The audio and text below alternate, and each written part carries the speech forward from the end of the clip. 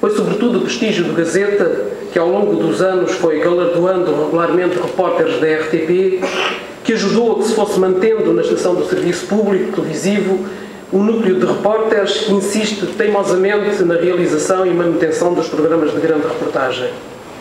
Uma insistência que felizmente começa agora a dar os seus frutos. Os programas de reportagem voltaram nos últimos 2 anos a entrar na rotina da grelha das estações de televisão, pelo menos da SIC e da RTP, e na RTP este crédito tem que ser dado e concedido à atual Direção de Informação. Apesar da presença semanal mais visível dos ecrãs de televisão, os problemas antigos mantêm-se, na minha opinião. Os programas de reportagem continuam a orbitar a máquina dos telejornais, sem estrutura nem modelo próprio. E, no entanto, os desafios que se colocam ao jornalismo de investigação são hoje mais exigentes que há 15 anos atrás, pelo que ainda se torna mais absurda a repetição de modelos. No início dos anos 90, as reportagens podiam-se suportar só com a novidade dos temas. Os curtos e politizados telejornais deixavam de fora muitos fenómenos sociais e criminais, como o trabalho infantil, as drogas, as doenças raras, por exemplo. Hoje em dia, já nada fica de fora da informação diária. Poucos temas virgens existem e, quando são assuntos de impacto, a pressão da informação é tal que, no conjunto da informação emitida diariamente, já poucos ângulos ou entrevistados restam para realizar uma reportagem de estilo clássico.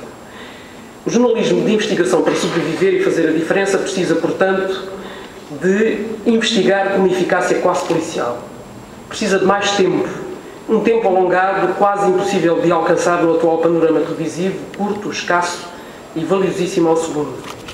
Mas é preciso encontrar esse tempo, ou seja, encontrar as fórmulas rentáveis de dar tempo ao jornalismo. Porque senão não sobreviverá à especulação, às generalidades, ao infotainment, às manipulações que transformam simples estratégias de marketing político e económico em primeiras páginas de jornais e aberturas de telejornais. Foi neste quadro que aceitei o desafio lançado pela Direção de Programas e pelo seu atual diretor, Nuno Santos, de realizar uma história de imigração a partir do ângulo jornalístico. Trazer para o jornalismo o mesmo grau de exigência da investigação académica. Mas não é fácil basear um trabalho de televisão em investigações académicas que se preocupam mais com os grandes ciclos, os fluxos populacionais, as estatísticas, do que com as pequenas histórias.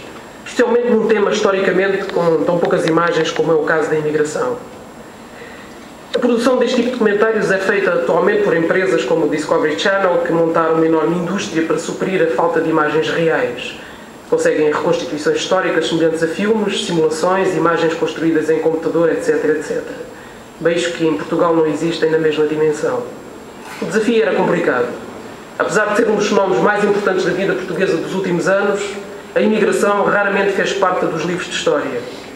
Apesar de quase toda a gente em Portugal ter um imigrante na família, a imigração raramente mereceu a atenção de romancistas e cineastas. No jornalismo, circula quase sempre o pequeno relato individual de sucesso ou de tragédia. Mas muitas das histórias de imigração ficaram esquecidas, longe das objetivas, porque aconteceram na clandestinidade.